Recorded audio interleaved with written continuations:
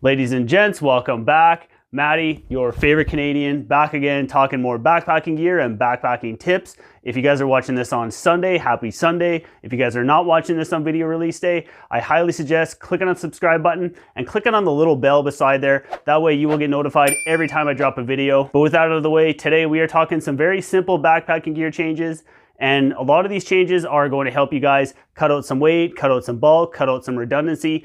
And some of these tips are also going to help promote the longevity and make some of your gear last a little bit longer. And we're not talking any major gear changes today. These are all extremely inexpensive gear changes you can be making to your backpacking kit. So we're not talking about tents versus hammocks, and we're not talking about quilts versus sleeping bags, and we're not talking about changing out our backpacks. We're going to talk about some inexpensive, easy ways to make life significantly better for yourself out on trail. So let's jump into it. The first tip we're going to talk about today is going to help you cut out some redundancy as well as shave some weight out of your backpacking kit.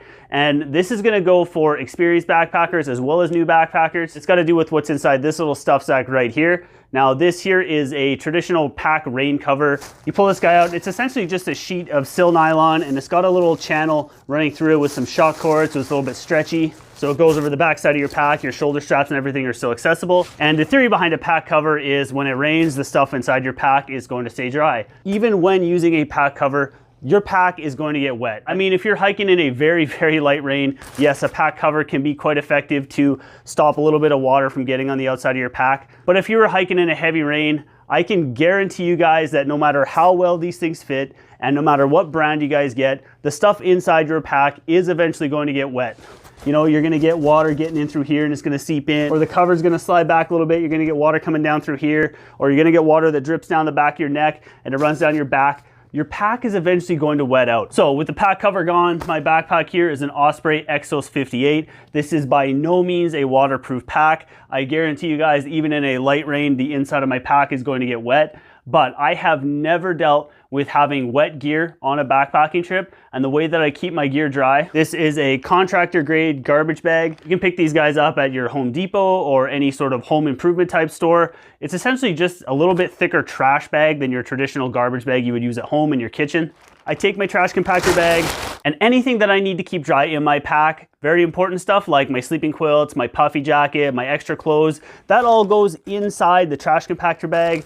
Then when I've got that all packed down and stuffed in, I take the top of the bag, roll it up, crumple it up, stuff it down into the pack. And then anything I don't really care about getting wet, stuff like my cook pot, if I'm using my tent will go on top of here, my tarp will go on top of there, my rain gear goes on top. Now, like I mentioned at the start, some of these tips are gonna help you guys save weight in your backpacking kit. My pack cover here weighs 3.5 ounces or 100 grams. Trash compactor bag is one of the thicker ones, like I mentioned, so it's a little bit thicker than your traditional garbage bag you would use at home in your kitchen. Weighs 3.5 ounces or 106 grams. So I'm gaining 6 grams of weight by going with a pack liner. But where this is going to help me save weight, using a pack liner, I no longer need a dry bag or some kind of DCF stuff sack for stuff like my quilt and my clothes bag. The next tip we're talking about has to do with water filtration systems. And no, we're not going to talk about my favorite filter of all time, the Katadyn Be-Free. I know a lot of people are not completely sold on the idea of the Katadyn Be-Free, and there are some hardcore Sawyer fanboys and girls out there. I found the biggest drawback to the Sawyer water filters was the bag itself. Now this is the standard 500 ml or 16 ounce bag that comes with a Sawyer Mini when you first pick it up. And I don't know if over the years these have improved, but in my experience using these bags are absolute trash. I ruptured 2 on the same trip. At one point I had 3 of these bags. I mean, they're very light. They weigh about 5/8 of an ounce or 21 grams for the bag itself. Hiking down trail and all of a sudden my ass got wet and I was like, what is going on here? And I took my pack off and found out that 2 Sawyer bags had ruptured in the back of my pack. But one of the big advantages to carrying a Sawyer water filter is the threads on the bottom of the filter match up perfectly with most hikers' absolute favorite water bottle, and that is obviously the Smart Water Bottle. So screwing your water filter directly onto your water bottle, you can essentially use your Smart bottle to carry dirty water and then filter directly out of it. You can drink right out of this thing, you can take it and squeeze it and fill your pot with it. And I know many people using the Sawyer water system will still carry 2 1-liter Smart bottles, and they will designate one as a dirty water bottle and just mark it with an X on the bottle or put a wrap of duct tape on it like my buddy Devin does. But either way, ditching these Sawyer bags and just screwing it directly onto the top of your bottle, I think is the way to go. At the start, I mentioned some gear that you can carry on a backpacking trip that's gonna make your gear last a little bit longer. And we're gonna talk about some insect repellent. And while I'm holding these two cans up, no, these are not the size of containers that I suggest carrying on a backpacking trip. These are just what I have in my house and what I could actually find right now. What I will do before I go on a backpacking trip is I will take my insect repellent and transfer it into a much smaller spray container. I just honestly can't get to my spray container right now. It is buried in the back of my backpacking gear room, and right now we are reorganizing our house and have stuff all over the place as we are getting our spare bedroom set up to be our baby's room in June. So like I said, I can't really get to my smaller container. So in my experience over the last 2 years of using picaridin-based insect repellents, I have found that picaridin is just as effective as DEET for repelling stuff like mosquitoes and black flies and horseflies.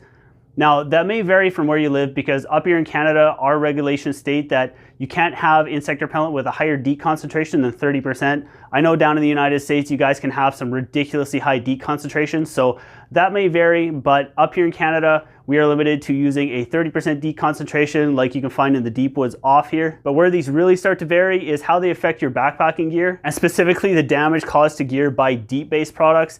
Now, I have found over the years by using DEET-based products, it definitely does eat away at the waterproof coatings on your rain jackets and will eat away at plastics, and it will damage the straps on your backpack and damage the straps on your buckles by overspray getting onto it. I've ruined watches by using DEET-based products. So like I mentioned, with the picaridin being just as effective, I have completely stitched away from using DEET-based products, and I've just got an empty can here that I was actually fortunate enough to find sitting at the back door of my house. So if you're tired of DEET-based products eating away at your backpacking gear, I definitely suggest making the switch and picking yourself up some picaridin-based insect repellents. Your gear is gonna thank you for it. So now that we've stirred the pot and struck up some controversy, what I'm gonna do is I'm gonna point you guys in the direction of either of these videos here. The top one is a video that YouTube thinks you guys should like, and the bottom one is a video that I think you guys should watch. So when you guys are done watching this one, head on over there, click on either of those videos. And as always, guys, I am Matty. Thank you guys so dang much for watching, and I'll see you guys on the next one.